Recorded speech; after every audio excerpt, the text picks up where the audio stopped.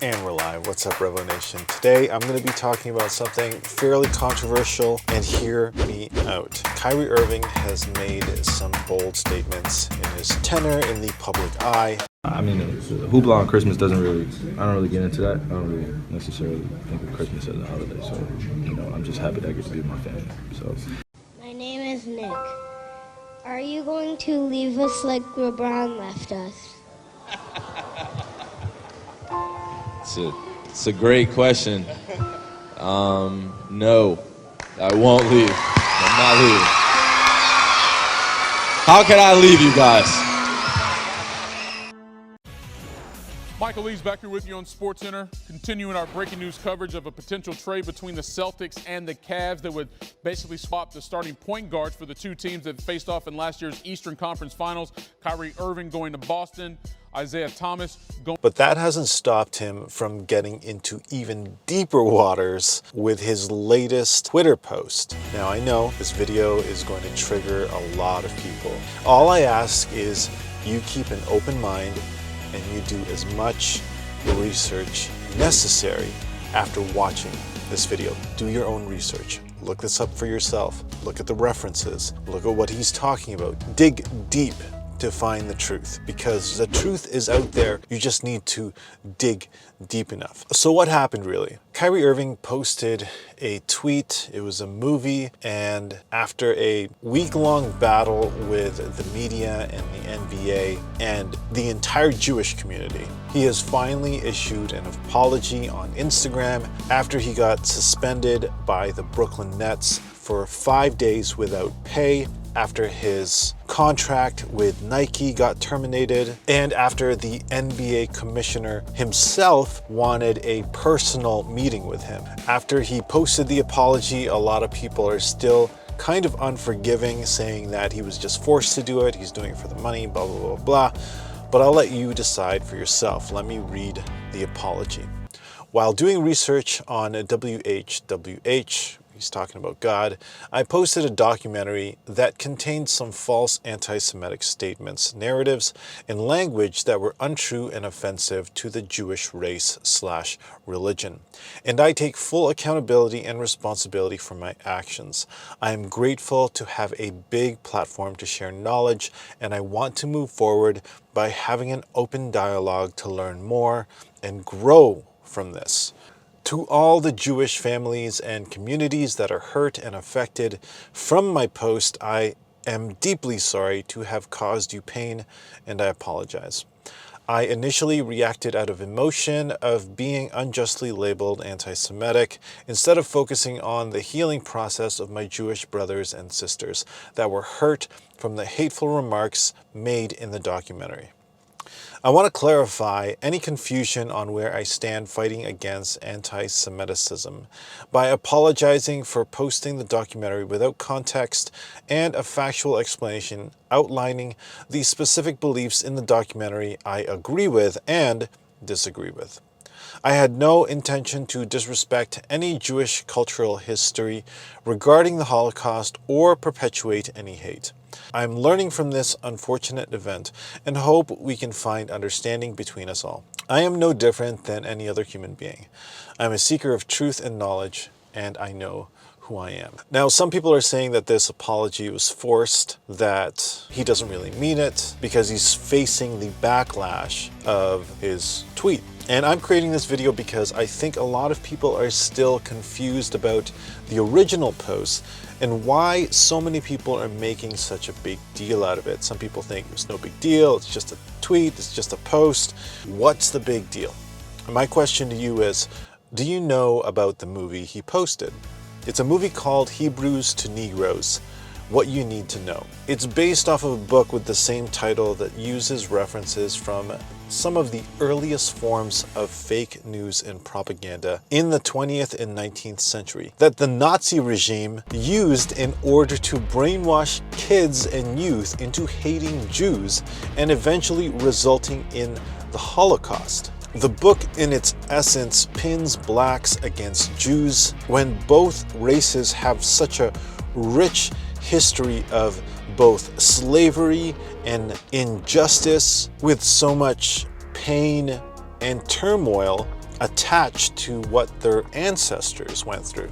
The basic premise of the book slash movie slash documentary is to prove that Black Americans are the true descendants of the biblical Israelites. It claims that the modern Jews are imposters who stole the religious heritage of Black people and have engaged in a cover-up to prevent Black people from knowing their true identity. I don't know about you, but myself have heard theories about this also growing up. You may have heard of various versions of Black Jesus, etc., or questions in your local church about how the Israelites may have been Black, not white. And when people hear such claims, they often don't do the research and just look at the superficial claims. What's needed by all of us is a deep dive into the literature and references used to logically get to the truth. Something Kyrie Irving has failed to do time and time again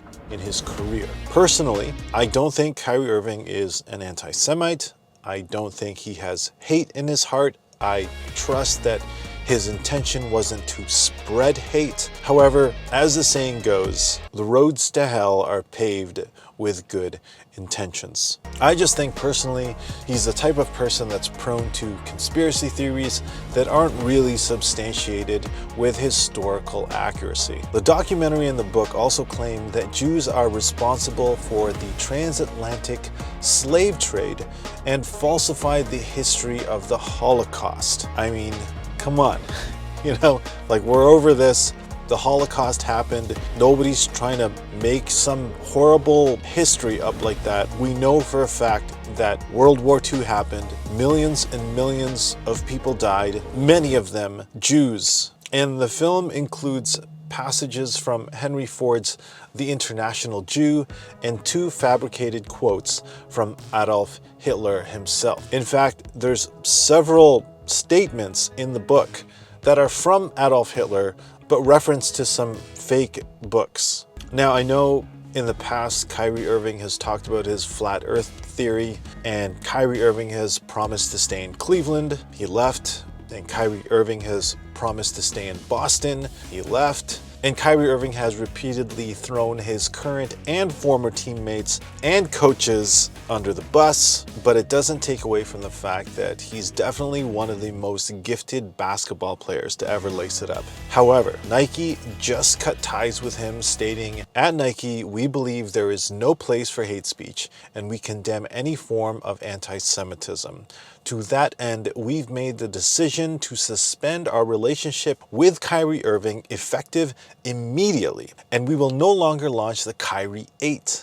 We are deeply saddened and disappointed by the situation and its impact on everyone." Now, a lot of people, and by a lot of people I mean people on the internet, still think he hasn't done anything wrong, still think that he didn't even owe an apology in the first place. And in my opinion, using a platform as big as his to spread fake news, propaganda, and hate is a big deal. Not all of us have this platform, and as someone claiming to be a spreader of light or a beacon of light, Put in darkness.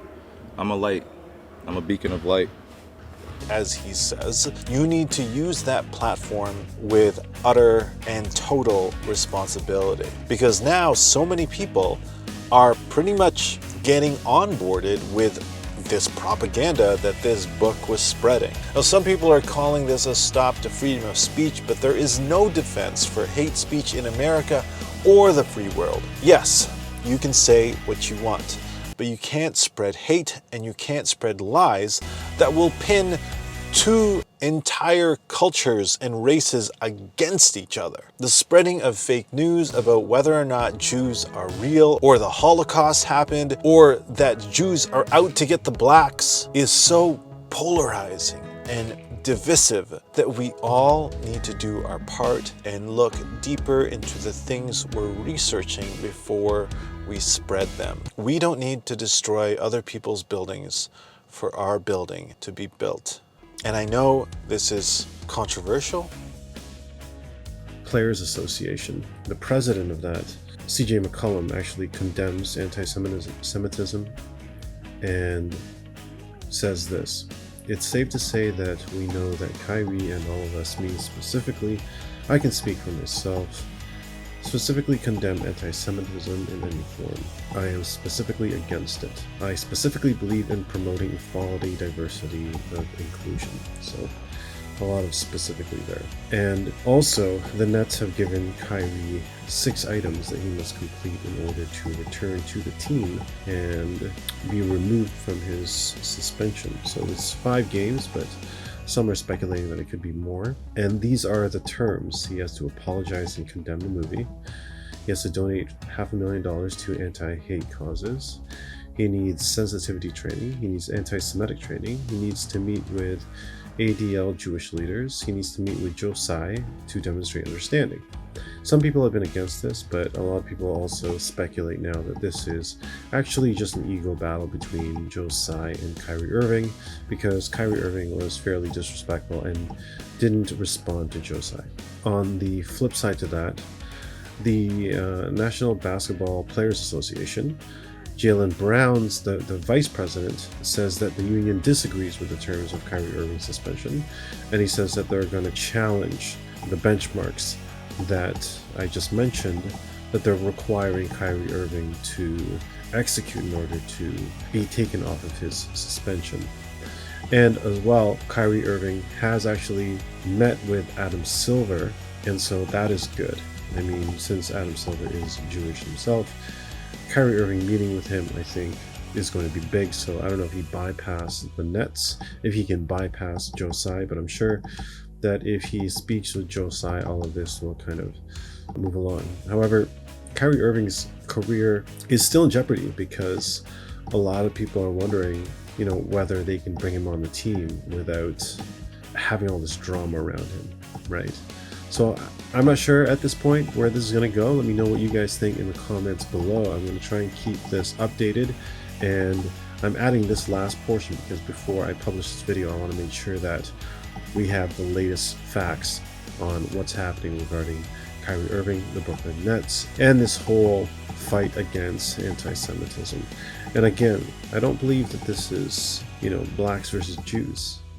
You're talking about 2 historical cultures and people that have been victims in society. And I think that the powers that be want them to continue to be victims when the Jews have obviously been empowered, the blacks have been empowered.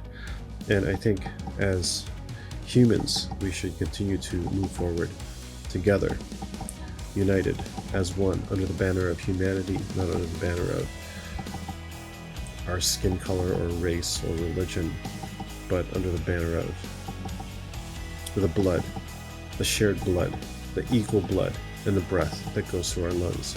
We are people, and at the end of the day, we should all be treated with respect, courtesy, kindness, and be given equal opportunity. But I'd like to know what you think in the comments below. If you disagree with me, I'm fine. If you disagree with me, I'm totally okay with that.